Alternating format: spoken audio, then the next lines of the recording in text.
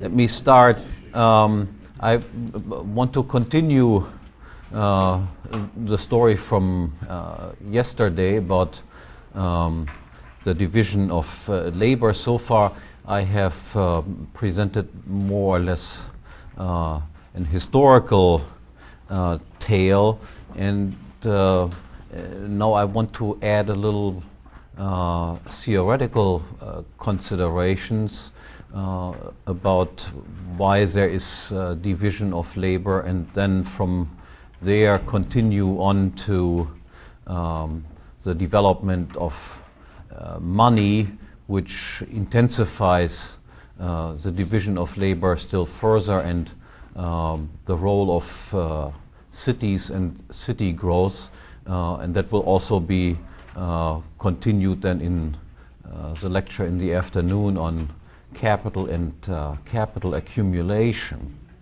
I mentioned already yesterday that the fact of humans speaking to each other, arguing with each other, using language indicates their social nature. And something else should be mentioned in this connection, that is that at the beginning of mankind, it is difficult to imagine, so to speak, only two grown-up people being faced with the question, should we cooperate or not cooperate? One always should keep in mind, of course, also that there are different generations of people alive, which automatically makes it easier to understand why there is cooperation. Obviously, the older generation simply pressures the younger one to adopt certain standards and find some advantages in division of labor. But be that as it may, I want now to develop the case of division of labor as Ludwig von Mises presents it. That is, even assuming that there are, so to speak, grown-up adults, and that there is no language in existence initially, can we still somehow explain why people do not remain in self-sufficient isolation, but begin dividing their labor up and engage in exchanges based on division of labor? And in order to understand this, let's first assume that all individuals are perfectly identical to each other, perfect clones of each other, and that also land, that is, those things that we find in front of us as nature-given resources, are perfectly identical for every individual. What would then occur? That is a relatively easy prediction that we can make. We assume that all people have, so to speak, the same desires, the same knowledge, and the same external equipment. Then the result would be that every person will produce the same sort of things in the same quantities and in the same qualities, and in such a situation it is obvious that there is simply no room for any type of exchange. What should I exchange if everybody has exactly the same things and uses up these things, of course, exactly in the same pattern as everybody else does, which simply follows from the assumption that we have made of perfect identity of labor and land. So the first recognition then is, if it were not for the fact of differences with regard to land and or labor, not even the idea of division of labor and based on division of labor, exchange would ever enter any person's mind. Now, even if there are differences between labor, ourselves, and land, it is not necessary that people divide their labor and exchange based on division of labor. They could still decide, I produce everything on my own and remain in self-sufficient isolation. Now, Mises makes the point that psychologists and sociologists frequently explain the division or the rise of division of labor by assuming some sort of instinct to truck and barter. You will find that, for instance, in Adam Smith. He explains it by an instinct. Humans are instinctively drawn to each other and truck and barter with each other. Mises, however, points out something very interesting, that is to say, we don't need to make this assumption. We can make the assumption that actually every person hates everybody else and still explain why division of labor emerges. And obviously explanations of that require less in terms of assumptions are better than explanations that require us to make all sorts of assumptions in order to come up with our conclusion. So let's assume everybody hates each other. Why would people nonetheless engage in division of labor? And Mises simply points out division of labor will arise as long as every person prefers more goods over less goods. That is, as long as every person is perfectly selfish and wants to have more rather than less. This is entirely sufficient in order to explain why they do not remain in self-sufficient isolation. And there are, as you might have heard in your micro classes or so, two reasons for this.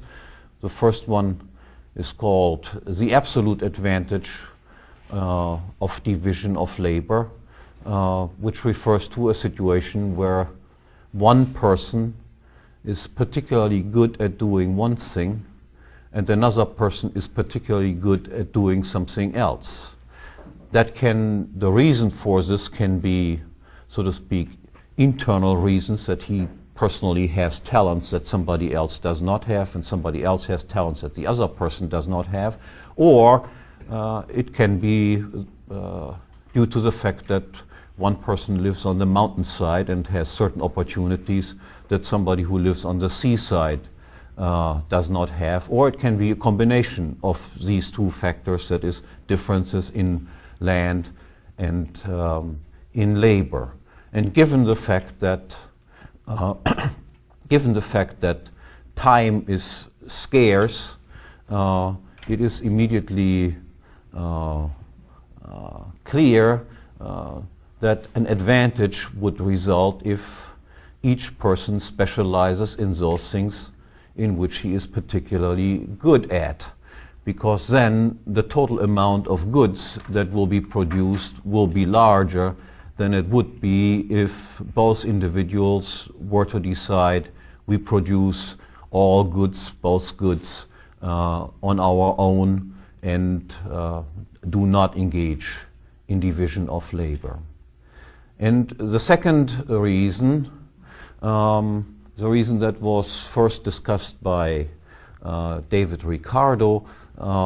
David Ricardo, however, applied this argument to different nations, and the advantage of Mises' presentation of this argument is to show that that applies, strictly speaking, also to the individual level, is the so-called comparative advantage of division of labor. That refers to the conceivably worst-case scenario where one person is all around superior.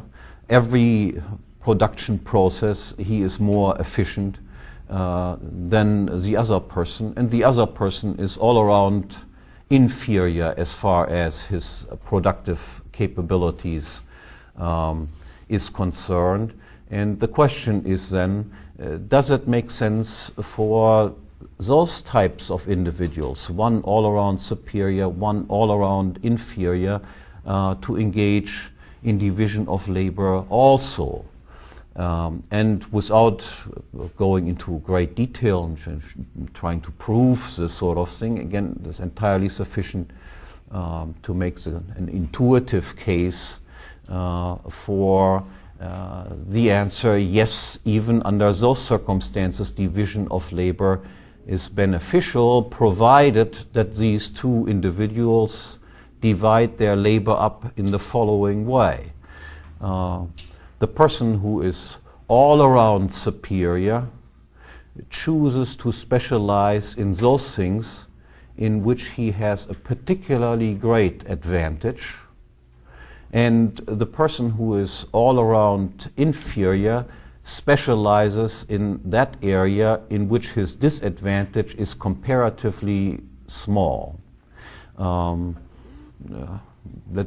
Let's take an example. A surgeon and a gardener. The surgeon is the superior surgeon, and he is also a superior gardener. Because his time is scarce, it is advantageous for him to specialize in that activity where his advantage is particularly great, in the area of surgery, for instance, and leave the activity of gardening to the other person, despite the fact that the surgeon would also be a better gardener than the gardener is. But given the fact that his advantage is greater in one area than in the other, and that time spent on one activity can no longer be spent on another activity, dividing their labor in this way, and then based on this division of labor engaging in exchanges, the standard of living of both individuals will be higher. Let me quote Mises to this effect, that is explaining, so to speak, why it is that we don't find people who remain in self-sufficient isolation. There might be a few people who try it, but even they do not completely do it. In the old days of the hippie movement, there were, of course, some people who tried to live off the earth, as you might remember. But even they did not live directly off the earth.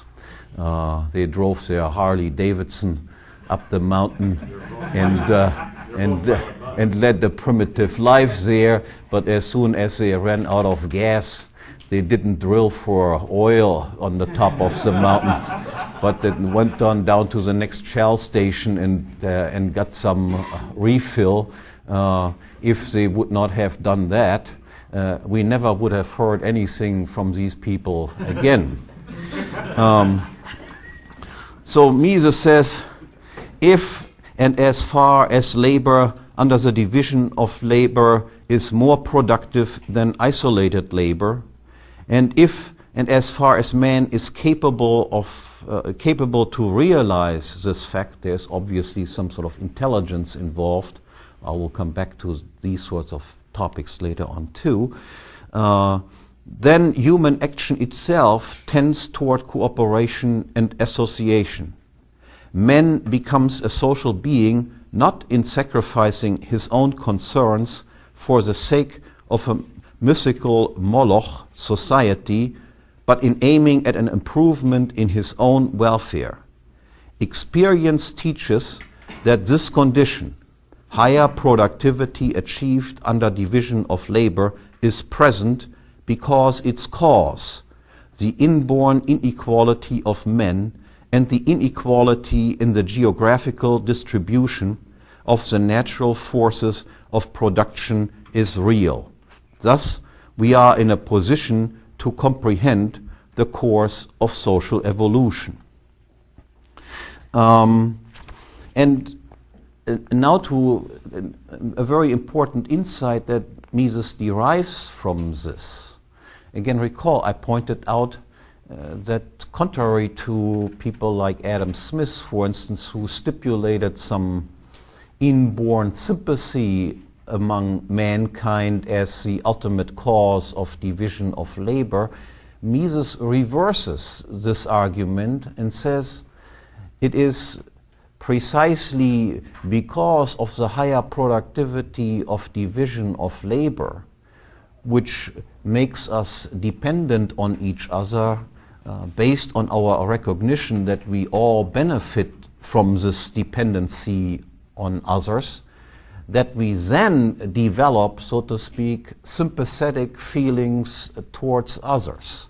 So it is not the sympathy that explains division of labor, it is the selfish motivation to begin division of labor that then, as a result of division of labor, lets feelings of sympathy among mankind develop. So sympathy results, but is not the cause of division of labor. And again, a very interesting quote to this effect. There Mises says, there can emerge between members of society feelings of sympathy and friendship and a sense of belonging together. These feelings are the source of man's most delightful and most sublime experiences. They are the most precious adornment of life. They lift the animal species men to the heights of a really human existence. However, they are not, as some have asserted, the agents that have brought about social relationships. They are the fruits of social cooperation. They thrive only within its frame. They did not precede the establishment of social relations and are not the seeds from which they spring. And then he elaborates a little bit more on this, says, the mutual sexual attraction of male and female is inherent in man's animal nature and independent of any thinking and theorizing. It is permissible to call it original, vegetative, instinctive, or mysterious.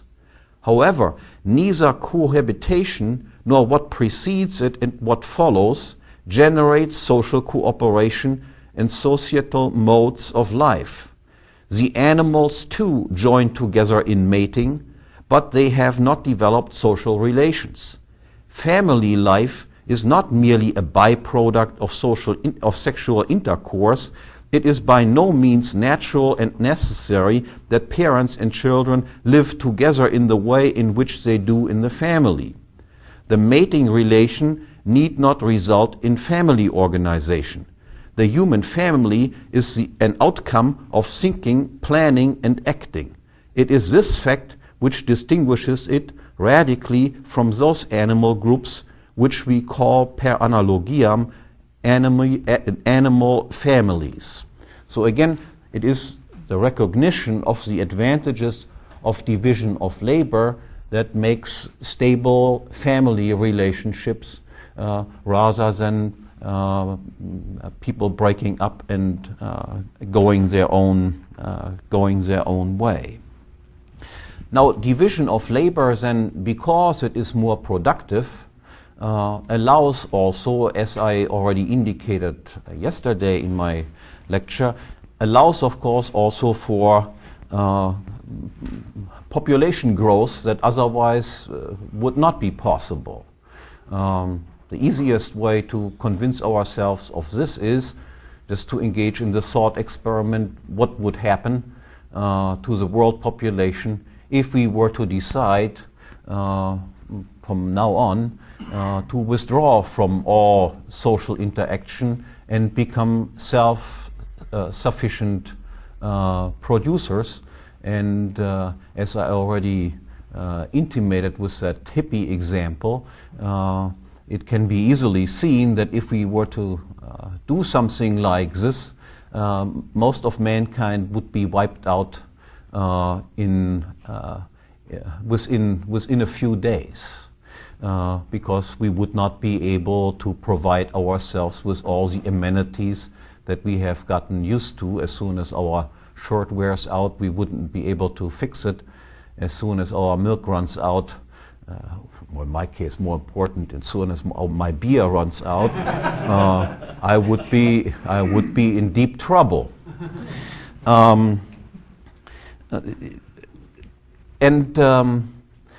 Division of labor then also allows, so to speak, that that the so-called unfit can survive. That is, those people who, under very primitive conditions, due to some deficiencies of their bodily functions or sensory functions, would be condemned, so to speak, to starve and die, can survive and lead productive lives and even become rich and wealthy individuals as a result of division of labor. As a result of all this, as I explained, we have first agricultural societies developing.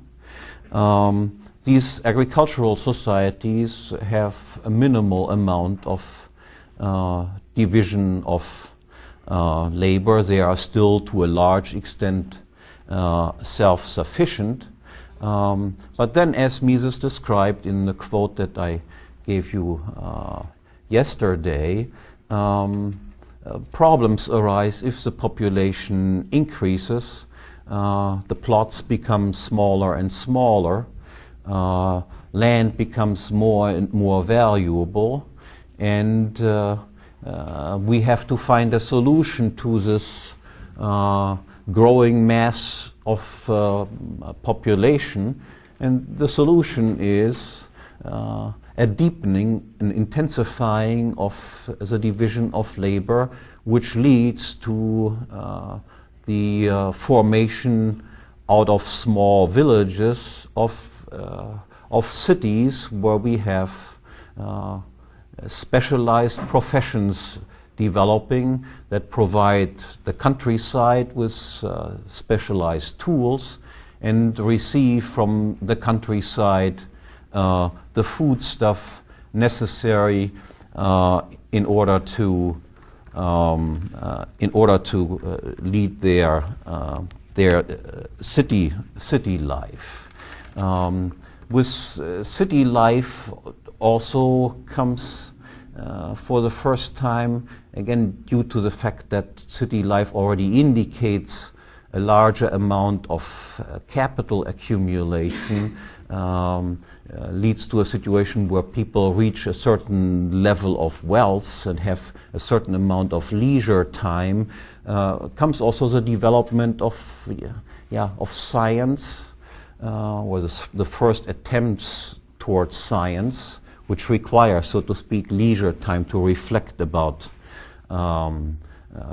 natural laws and so forth, and also, very important, the development of a written language, which again constitutes, so to speak, a great advance in human development, above and beyond the development of a language itself, because in this way we are no longer dependent on oral tradition.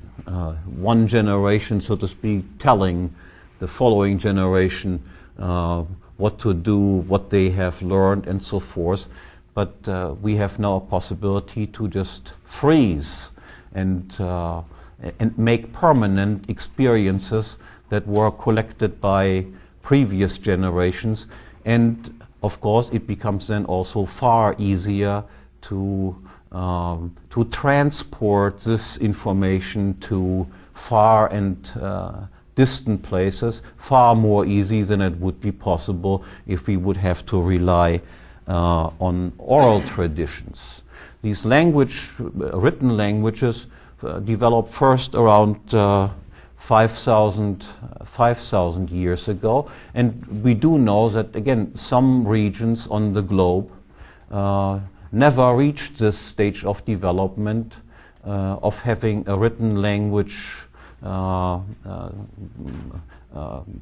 coming about. Some places only received written languages once they were rediscovered, so to speak, by Europeans. There exists no written language on the African continent, and only very remnants of it, very small attempts at some small regions on the American continent of written languages.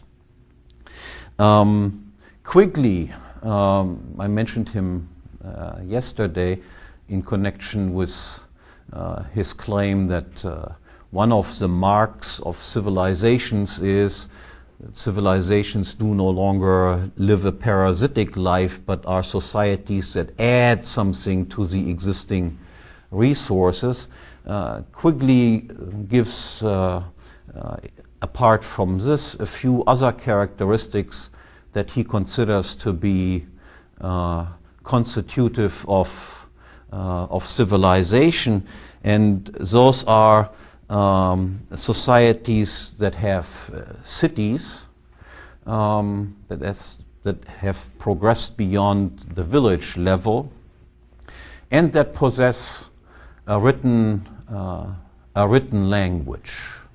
So the first civilization or the first society that fulfills this requirement of a civilization in Quigley's sense would be again those societies that developed in the Fertile Crescent, today's Iraq and Syria.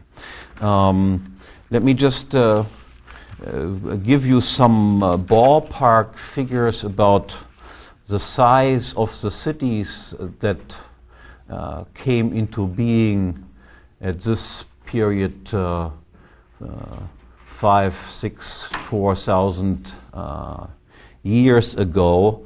The biggest city for many centuries was Uruk, which is the remnants of which are in Iraq. And 3,700 before Christ, Uruk was the first city, had a population of about 14,000 people. So a large village. So for our standards, a large village, but at that time, obviously, a major breakthrough as compared to village sizes. And this city, Uruk, was in the next 1,000 years or so, by 2,800 before Christ, grew to a population size of 80,000 people, already a significant size in which one can imagine that such a size city must already display quite a significant amount of division of labor within the non-agricultural field. 2,800 before Christ, 80,000. Then the city of Uruk declines. Other places take its place, so to speak, as the dominant city. The next one is Akkad, which is also in the same region, which reaches a size of 60,000 inhabitants. Then the biggest cities appear in Egypt, Memphis and Thebes and Avaris. The biggest sizes of towns during this period of the Babylonian and the Egyptian civilization were about 100,000. If we go to more recent periods, that is the time, let's say, of the Roman Empire, then we find cities already of significantly larger size. Rome itself, at its peak, had a population of about 1 million people, and we will see later on there is also something like economic disintegration. A city that had 1 million inhabitants one time shrinks a few hundred later to a size of 20,000. So there are periods, and I'll come back to that in more detail. There are periods in which you can see there is faster population growth, a more intensive division of labor, greater population growth, wider specialization, and so forth. But there are also periods in which this sort of thing gets destroyed and populations shrink, division of labor shrinks, population size in cities goes down, and so forth. Athens, at the peak of its development, had about 250,000 inhabitants, and one of the premier harbors during this town, the premier trading center, Alexandria, had a population of about 400,000 people. Now, with cities also come merchants and money. In a way, I would like to add that to Quigley's definition of civilizations as places that have cities and written language and so forth, as an additional criterion of developed civilizations, to point out that they must have a specialized merchant class, people who are engaged in small distance, and in particular also in long distance trade, and of course with long distance trade, the development of money. So now let me interrupt my historical considerations and explain briefly the explanation, or give briefly an explanation for the development of money, just as we can, so to speak, rationally reconstruct why it is that people engage in division of labor, and why there is, so to speak, a tendency that the division of labor tends to become more extensive and more intensive. So we can also provide a rational reconstruction of the development of money as a solution to a problem that arises out of the trade in a pre-monetary economy.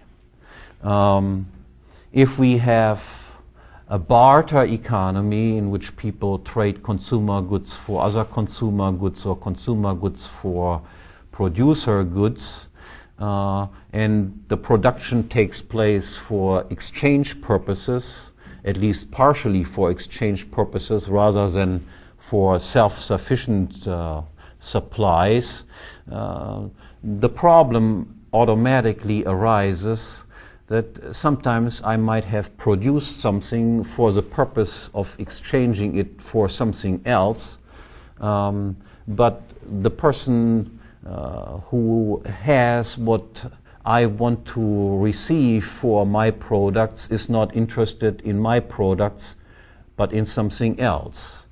Trade in this situation is only possible if what is called a double coincidence of wants is in existence. That is to say, I must have what you want, and you must have what I want. If only one of these accidents occurs, I have what you want, but you don't have what I want, then obviously trading comes to a standstill. In such a situation, people are obviously looking for some sort of solution to this standstill of trade, given the fact that they produced for exchange purposes and not for the purpose of using these things themselves. And again, Mises, drawing on Karl Menger, has a very beautiful explanation for how this solution looks like to this problem. So if you cannot trade directly, what will happen is, and we don't have to assume that happens instantaneously and every people makes the same discovery at the same time, we only have to assume that there are some brighter people in society who make the simple discovery that not all goods that are traded in barter are equally marketable. That is to say, not all goods traded in barter are equally frequently used by people. Some goods are used by more people at more occasions, and other goods are used by less people at less occasions. And in such a situation where I cannot, for my goods, receive what I directly want, I can still gain an advantage, make myself better off, following only selfish instincts, so to speak, if I succeed to surrender my goods for something that is more marketable than my own goods are. If I receive something that is more marketable, even if I have no interest in using that as consumer goods or producer good, the advantage that I gain is the advantage that a more marketable good can, of course, be more easily be resold for those things that I really want. That is, I have a more marketable good in my hands, which has no use for me as a consumer good or as a producer good, but I have demanded it as what is called a medium of exchange, as a facilitator of exchange. It facilitates exchange because there are more people at more occasions who are willing to accept these types of goods than the goods that I had initially offered for sale. Then the degree of marketability of this particular good increases even more so because now there are some people who demand this good because they want to have it as consumer good and producer good as before. And in addition, there is one person who demands this good for a different motive, the motive being, I will use it as a medium of exchange, as a facilitator of exchange. And then it becomes easier, so to speak, for the next bright person in society to make the same discovery whenever he gets into difficulties trading his good directly against those things that he wants. He makes the same move, so to speak. All I have to do is find a good that is more marketable than my own. And the likelihood that he picks the same has already increased due to the fact that the marketability of this initial good has increased due to the fact that there was one already brighter guy before him. And then we have very quickly a convergence towards one medium of exchange that is used in society all over the place. And we call this a common medium of exchange, or also a money. You can further see that, let me point this out first. One advantage, or the two advantages that arise as soon as we have a common medium of exchange in existence is that now with a common medium of exchange in existence, we can sell and buy instantly without having to wait, so to speak, for double coincidences of wants to come into existence.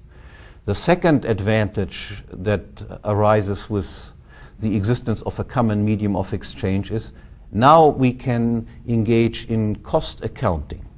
Again, after all, recall, we produce for sale on the market. We do not produce for our own purposes. If we produce for the market, then we want to make sure that those things that go into the production of certain products are less valuable than those things that we produce with our inputs. Or put it differently, we want to make sure that the output, our output is more valuable than our input. But in a barter economy, of course, the outputs and the inputs are in different units. They are incommensurable. As soon, however, as all our inputs and our output sells against one common medium of exchange, we have a common denominator. We can now compare, add up, so to speak, all the inputs in terms of money, and we can express our output in terms of money and can now determine whether we made profits or losses, profits indicating that we did indeed turn less valuable resources into more valuable resources, which is, after all, the purpose of production, or if we made losses, indicating to us that we wasted valuable resources in order to turn them into something that was less valuable than those things that were used in order to produce our product, which would give us a signal, so to speak, that we should discontinue this type of production process. Now,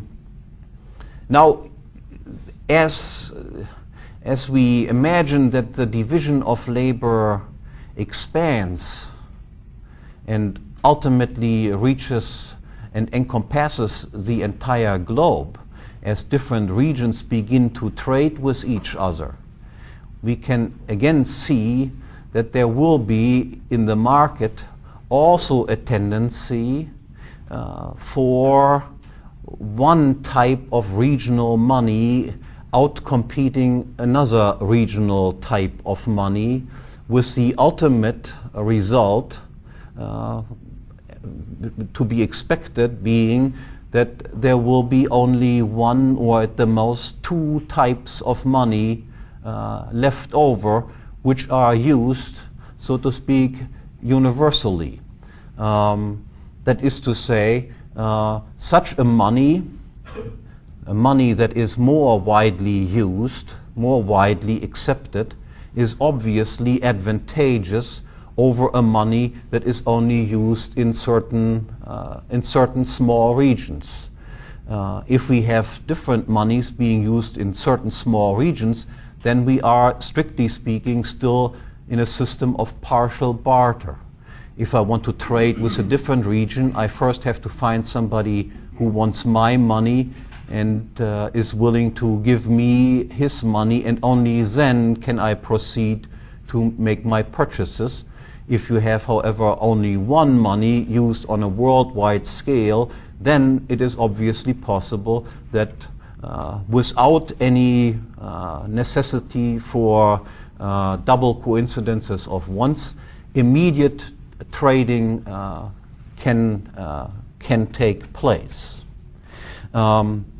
So these two tendencies, division of labor expanding and the tendency of money to become one universally used money, obviously reinforce each other and deepen and intensify the division of labor. At this point, to emphasize again this tendency for the globalization of trade facilitated by the universality of one money having outcompeted the initially different sorts of money. Again, an important quote from Mises, to which I will return at a later point again. There Mises says, a social theory that was founded on Darwinism would either come to the point of declaring that war of all against all was the natural and necessary form of human intercourse, thus denying that any social bonds were possible. Or it would have, on the other hand, to show why peace does and must reign within certain groups, and yet, on the other, to prove that the principle of peaceful union, which leads to the formation of these associations, is ineffective beyond the circle of the group, so that the groups among themselves must struggle. So you notice the argument here is most people have very little difficulties accepting the thesis that yes, there are peaceful relationships between the inhabitants of whatever, village A or village B or tribe A or tribe B. Because everybody sees that that is, of course, taking place. If you accept the Darwinian explanation, this is already difficult to explain. But the next struggle, the next problem, more decisive one, is that people have to explain, who accept these Darwinian interpretations, why should there be division of labor and peaceful relationships between one group, but not between different groups? After all, the same principles seem to be at work. So he says this then. Let me just repeat. So peaceful union which leads to the formation of these associations is ineffective beyond the circle of the group, so that the groups among themselves must struggle. And Mises says now, this is precisely the rock on which all non-liberal social theories founder. If one recognizes a principle which results in the union of all Germans, of all Dolis, some word here that I can hardly pronounce, must be some Greek tribe or so, or all proletarians, and forms a special nation, race, or class out of these individuals, then this same principle cannot be proved to be effective only within the collective group. The anti-liberal social theories skim over the problem by confining themselves to the assumption that the solidarity of interest within the groups is so self-evident as to be accepted without further discussion, and by taking pains only to prove the existence of the conflict of interests between groups and the necessity of conflict as the sole dynamic force of historical development. But if war is to be the father of all things, the fruitful source of historical progress, it is difficult to see why its fruitful activity should be restricted within states, nations, races, and classes. If nature needs war, why not the war of all against all? Why merely the war of all groups against all groups? A very powerful description or explanation, so to speak, why the same principles that lead groups to cooperate peacefully are also operative at work when it comes to cooperation between different groups. The same reasons apply there as they apply within each group. Division of labor is beneficial because it benefits all groups participating in it, just as it benefits all individuals within a group, and development of money towards a universal medium of exchange is beneficial in the same way as the development of a regional money is beneficial for the inhabitants of just a small region. Now back to a few historical remarks illustrating, so to speak, this tendency of globalizing division of labor and the development of a universal money integrating, so to speak, all regions, all classes, all societies. From very early on, we have, after the development of cities and a merchant class and regional monies, the development of long-distance trade. We have already something that is called the Silk Road that connects Asia and Europe via the Middle East, which is still, so to speak, the center of civilization at that time, some 4,000 years ago. That is, 4,000 years ago, there already exist trading routes of thousands of kilometers connecting Europe with Asia, trading routes that are protected by either the merchants themselves or by those people who live nearby and have an interest that the trade takes place through their areas. There exist during the Roman Empire, which at least in the ancient history provides examples for the deepest and widest economic integration, permanent contact around 200 before Christ between Rome and Han China, where steadily caravans of people move and trade various goods back and forth. We also have very early on regular sea travel. The Chinese regularly send boats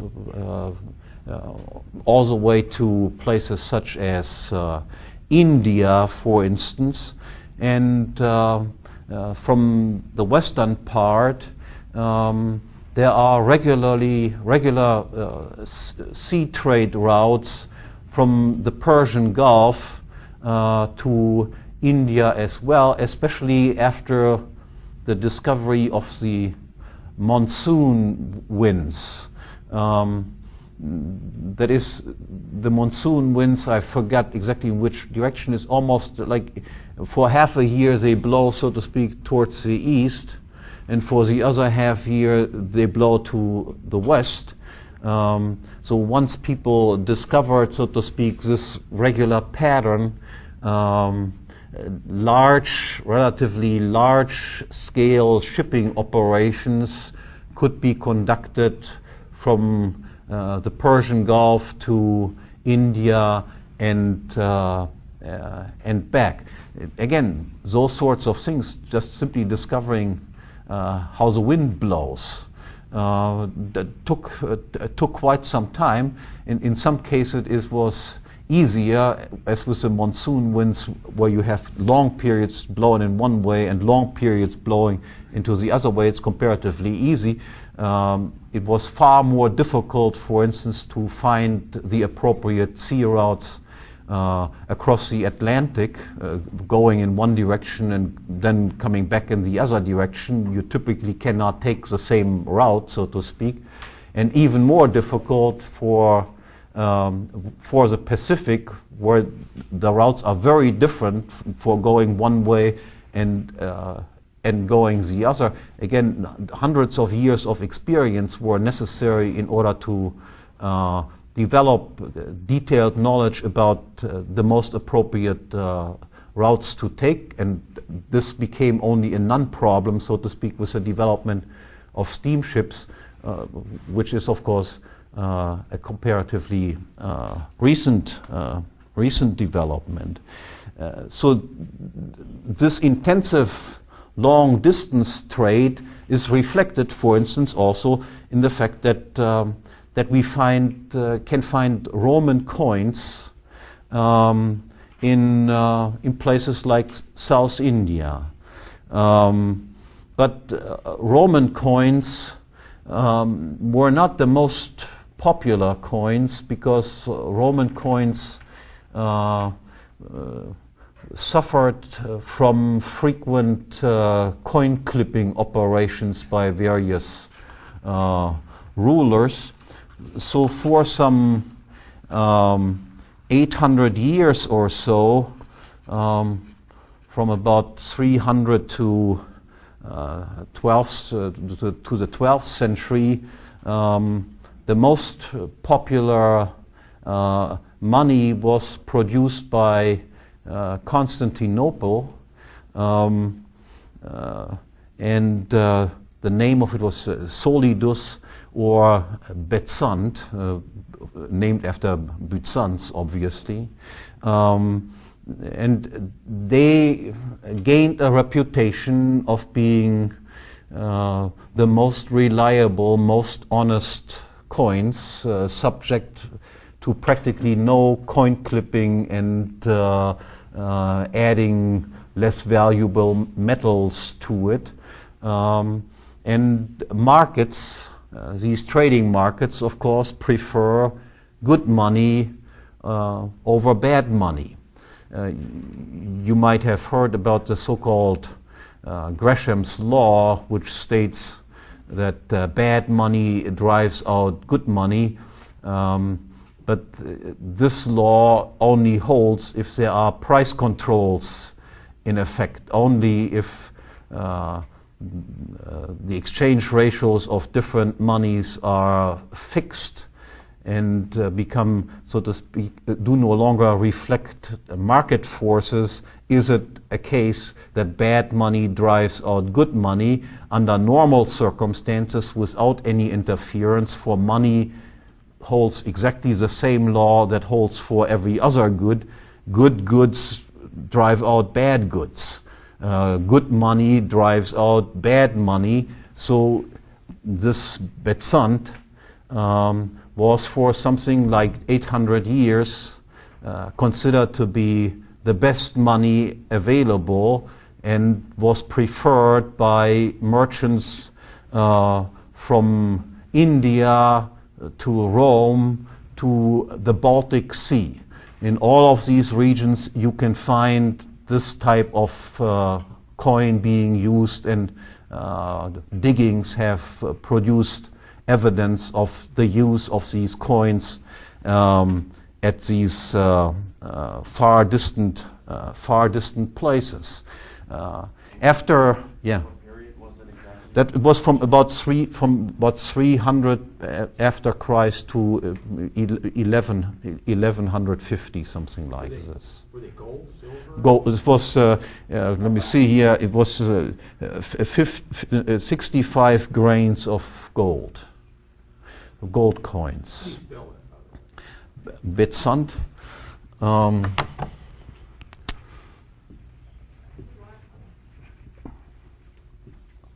Oh, the black is better? Okay. How many grains 65 grains of gold. And also another name was solidus for it. Obviously as an indicate that was a solid stuff.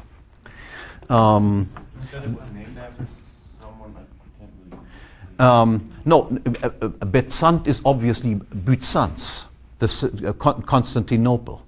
So I think there was Byzantium. At least that's what I think it was. I mean, it must be, yeah. Was this the 800 years in which the Saracens were part of the ruling of all of the Mediterranean? No, it was the East Roman Empire existed during that time. You remember the Roman Empire split after around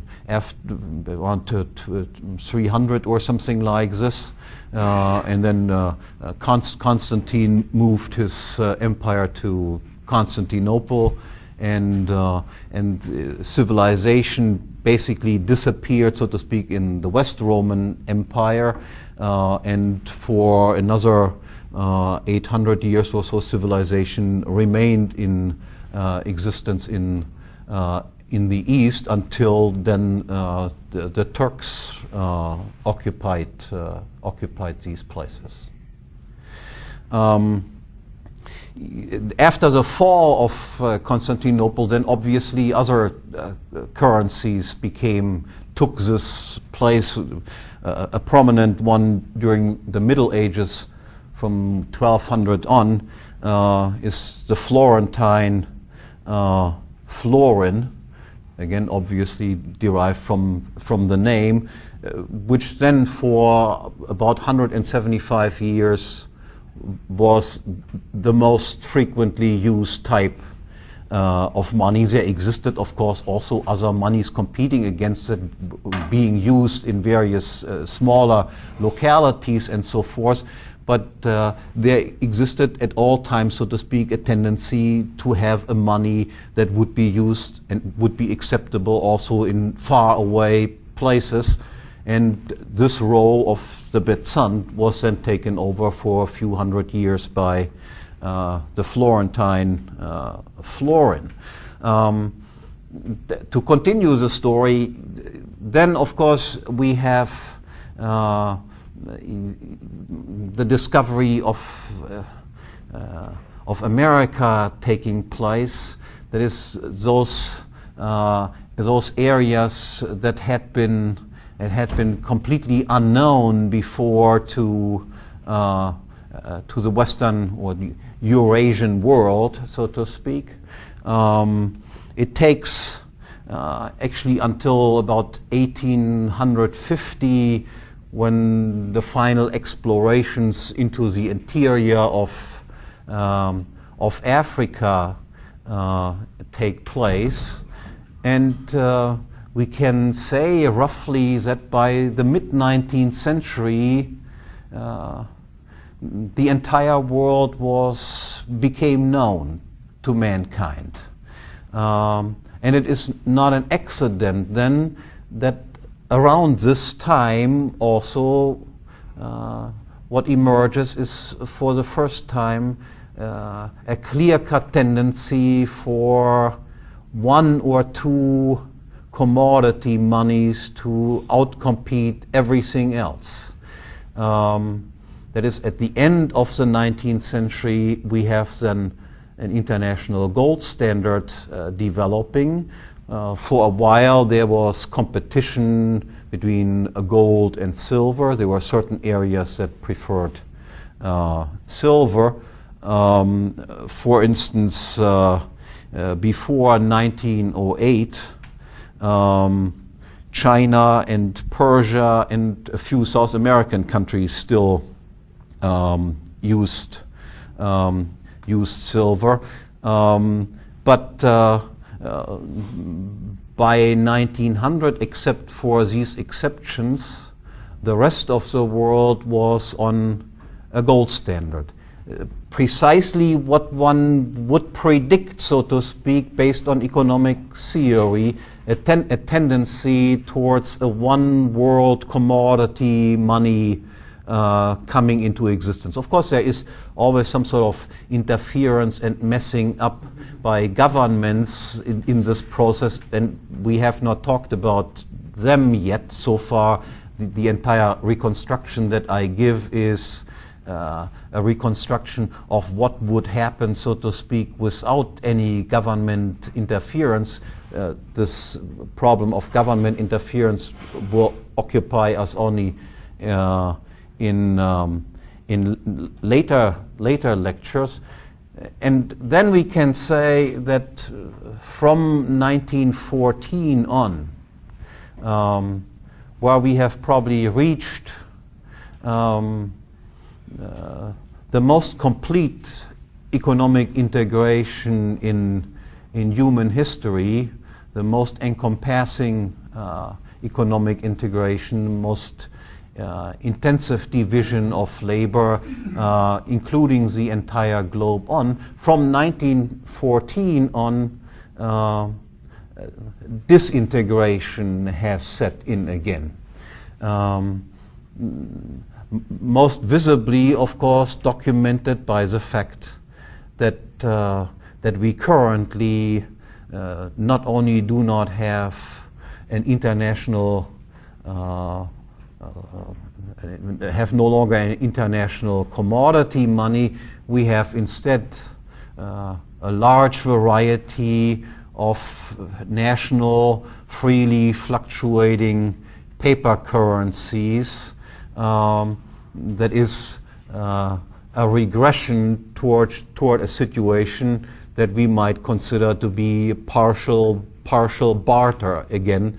That is something that we had already overcome in history and have gone back to a situation that we had already successfully solved, so to speak. And you see, of course, currently again under a paper money regime, which requires, of course, the existence of governments. I have to jump ahead here for a moment at least.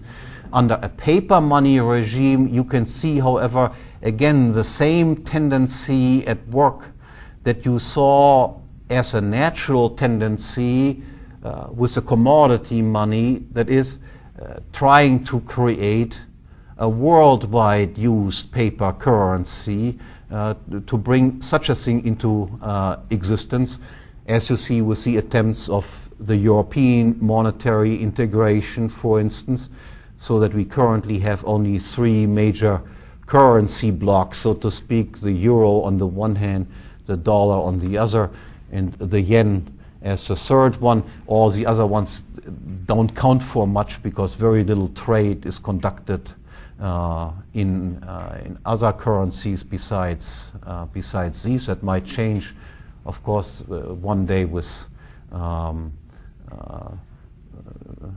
China opening up completely. But as you have certainly heard, there exist powerful international organizations that promote the idea of a one world central bank issuing a one world paper currency. And the argument that they use for this, the kernel of truth in their argument, is, of course, precisely the same one that I explained here.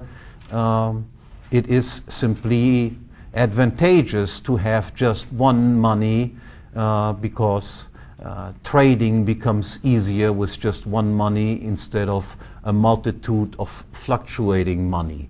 The drawback in the current situation is, of course, that this one world paper money will be a money that will be produced and managed by a monopoly institution such as a World Bank, and can be inflated at will. We will likely see, or we would likely see, a larger amount of inflation with such an institution in place than we ever saw in world history before. allow me this little side remark.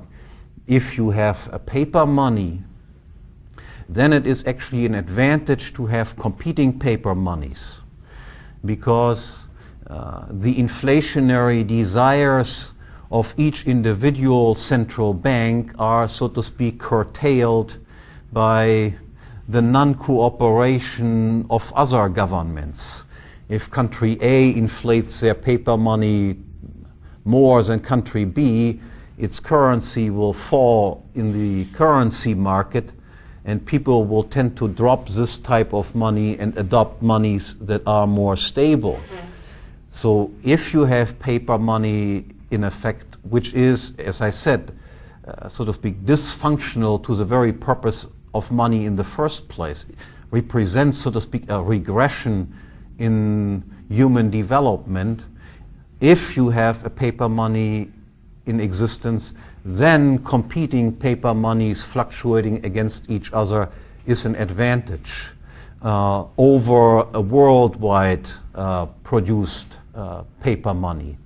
But one can have a worldwide used money also that is provided completely independent of governments, and that was precisely what we had at the end of the 19th century.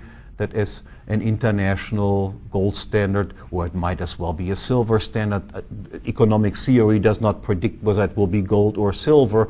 Economic theory only predicts that there will be a tendency towards one type of money being used on a worldwide scale, because it is a function of money to be a facilitator of exchange. And of course, we can recognize that a money that is used all over the place facilitates exchange more so than any other possible money that exists only in various smaller regions. Okay, with this I'll complete my lecture and take a few questions.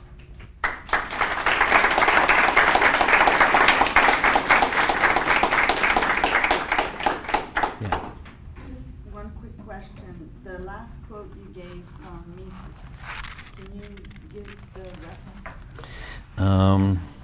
That is in Socialism on page 283. Thank you. Did you make these lectures into a work? Are you going to go into a more detailed discussion historically about a lot of who these, where these different monies came from, and sort of historical, fate of the different societies? Because it seems like the evidence of the longevity of the Eastern Roman Empire was due to the fact that they kept their money. One of the reasons they lasted was that they kept their money good for so long. I will go into more detail than I went here. But again, you see, I've mentioned that in other connections before. My strength is not as an historian.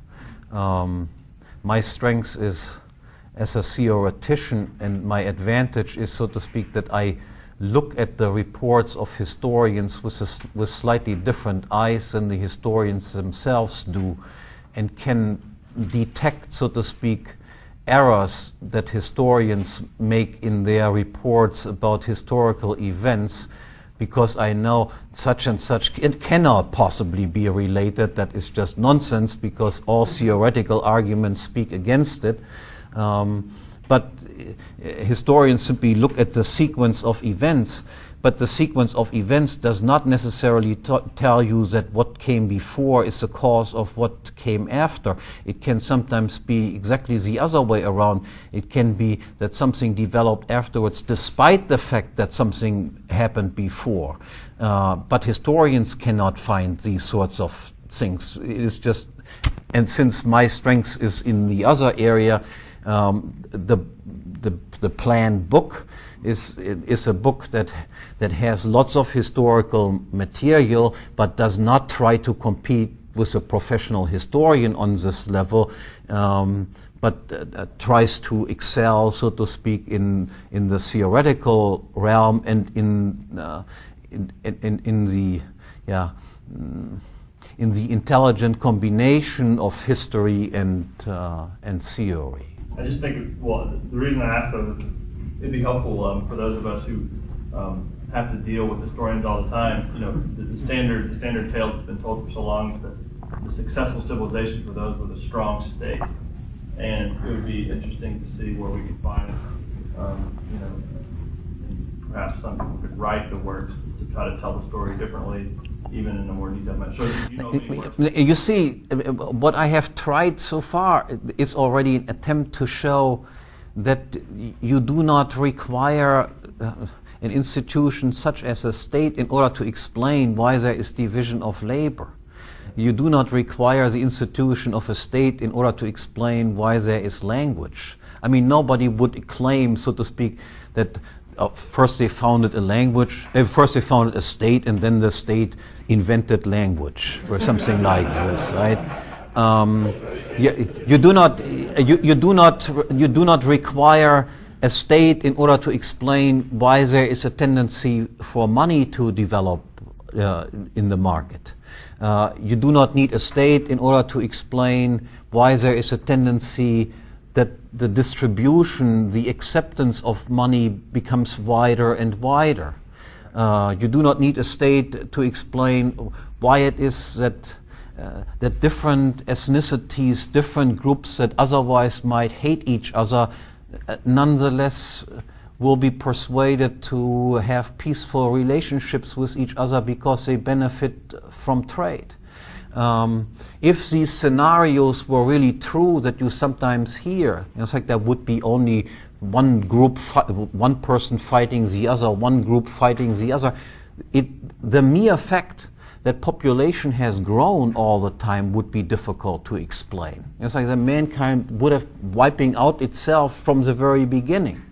And nonetheless, there must have existed thousands of years where there was obviously an increase in the population despite the fact that nobody would claim that during that period states existed. So all of what I have explained so far is indicative that we have perfectly natural explanation for these types of tendencies and phenomena without in any way having to just draw the state out of the hat and explaining that cooperation became possible because all of a sudden there was a king who was a monopolist in using force and all the rest of it. And of course, I hope that will become clearer as we progress in this seminar. Yeah. Having lived along the Silk Road for the last few years, and you just alluded to that, the kings who decided to go use force. Was there an economic incentive there, or can we say it was just a personality, somebody who wanted to gain more at the expense of others? Or you mean to maintain these roads, or what? Well, not to maintain the roads so much as the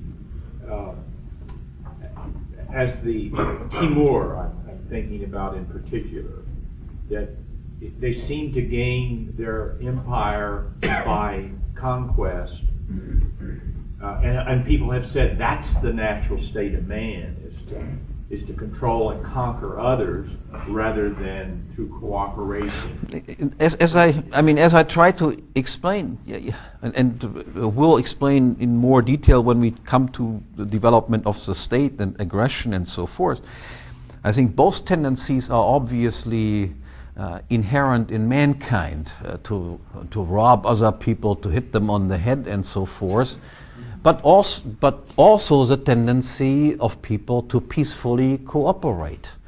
And as a matter of fact, I think we can clearly say empirically the tendency to peacefully cooperate is the far more powerful tendency, because you realize in the long run you will gain from this far more than you gain by robbing people. In the short run, of course, that is a big advantage. In the long run, it will not help you help you very much. So both tendencies are there, and I will also explain how, so to speak, naturally grown societies handle these threats coming from bandits and criminals and so forth, and how difficult it was to build up states, how long it took for them to be built up, and what sort of brainwashing was necessary in order to succeed in all of this. But as I said, there are still things to come. Yeah. I have one question that I favor the argument of the division of labor, but I'm not very fanatic about the advantage of division of labor. You say in your speech that the division of labor can bring about prosperity and friendship and association, and even the unfit can survive and become rich. You say that. Yeah. But I thought that in the market competition, we always have some efficient enterprise survive and some go into bankruptcy. Is it the survival of the fittest? No, it's not the survival of the fittest in the Darwinian sense, right? I mean, it is in the Darwinian sense. We have, of course, we are in the meantime a society that consists almost completely of weaklings. That is, in the Darwinian sense, who would have to survive is who can kill the best. But we have mostly people who, in that type of environment, would have no chance whatsoever. Look, I can hardly see anything if I take my glasses off. During the time of the cavemen, so to speak, my parents probably would have put me somewhere away to peacefully die, because I would have been entirely useless. People with severe handicaps can nowadays lead a good life, who could, in primitive societies where the division of labor was very limited, could not lead a life at all, who would just simply die away. In this sense, the competition between entrepreneurs has nothing to do with the Darwinian struggle for survival. It is the struggle who is better serving consumers than somebody else. But they are not physically fighting each other. Look, in a primitive society with very limited division of labor, there is no possibility of engaging in any type of charity whatsoever. In many societies, it was common practice that you engaged in infanticide, because you have 10 kids. Not all 10 kids can survive, so now you make a selection. Which one is most likely to be able to kill a buffalo, and which one isn't?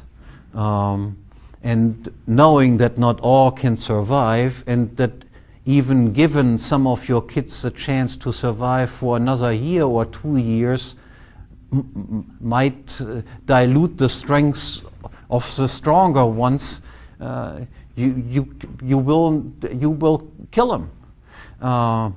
The same with old people. As soon as you lose your ability to work, in primitive societies, those are a sheer burden. You have to get rid of them. We, of course, we can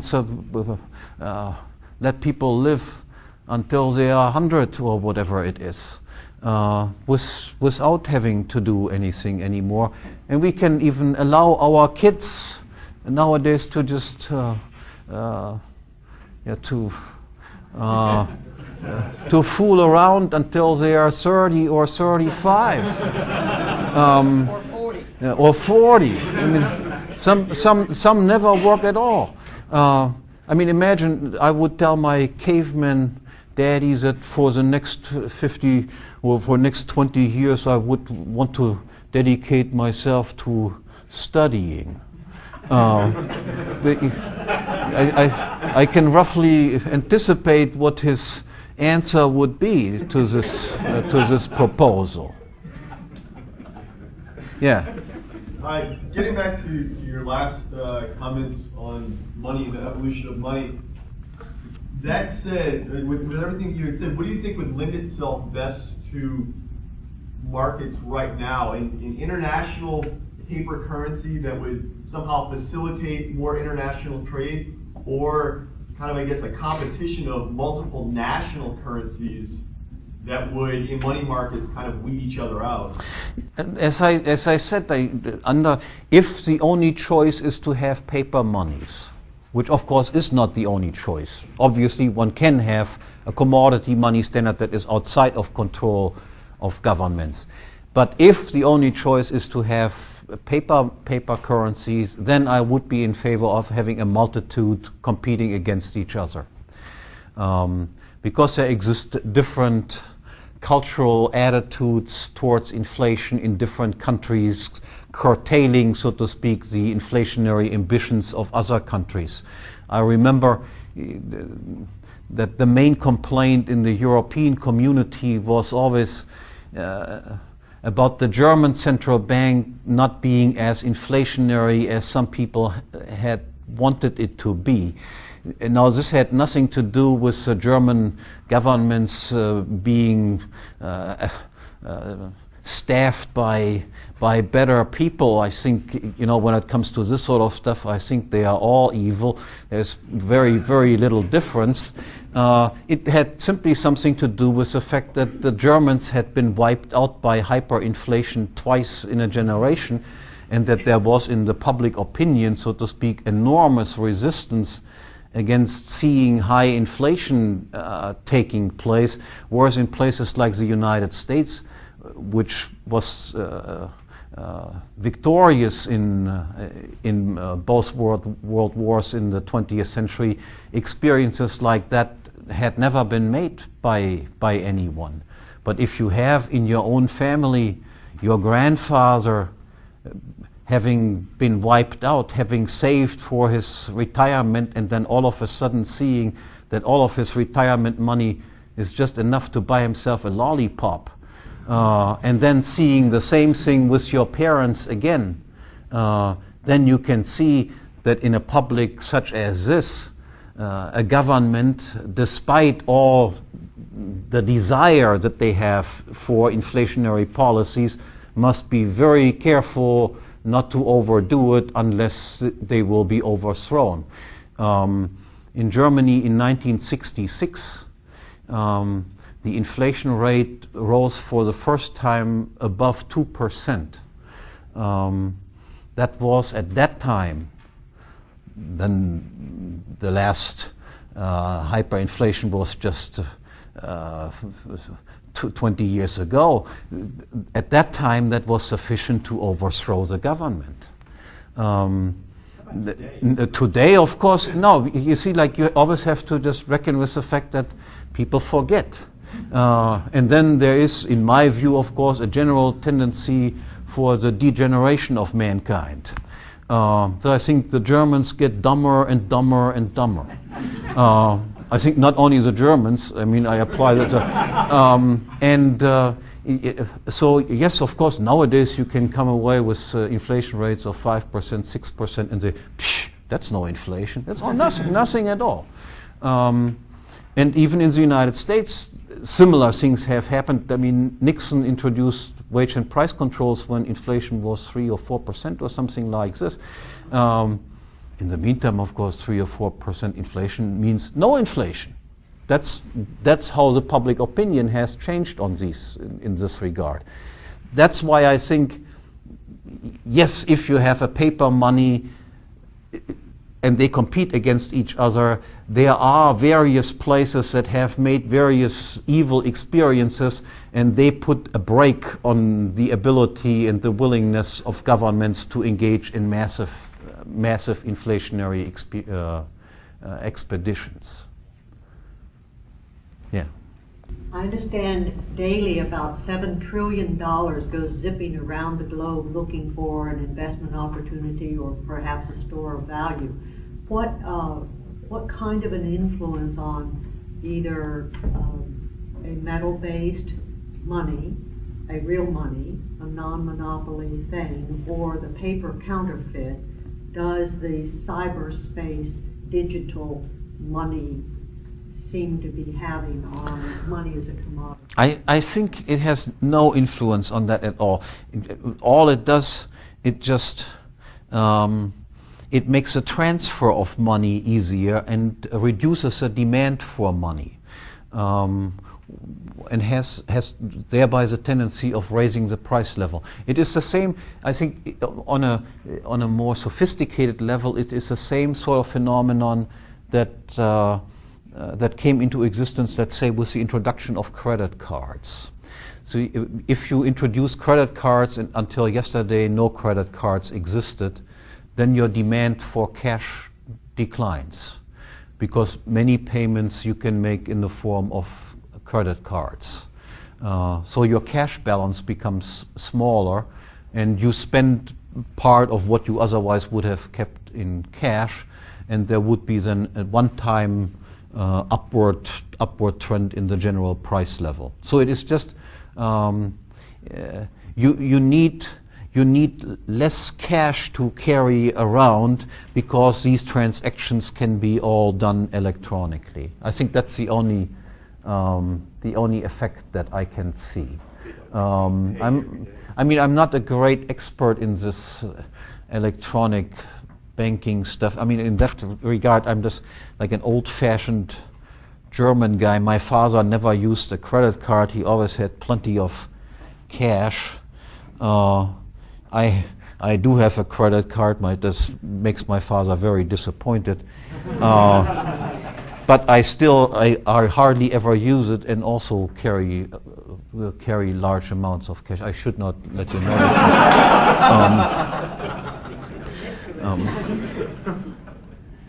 Yeah. You talked before about Mises making reference to Darwin's theory of conflict between groups of people. Do you have a source for that? Or? Yeah, that was in Socialism on page, I mentioned it, 283 or something like that. 283. Yeah. With this, thank you.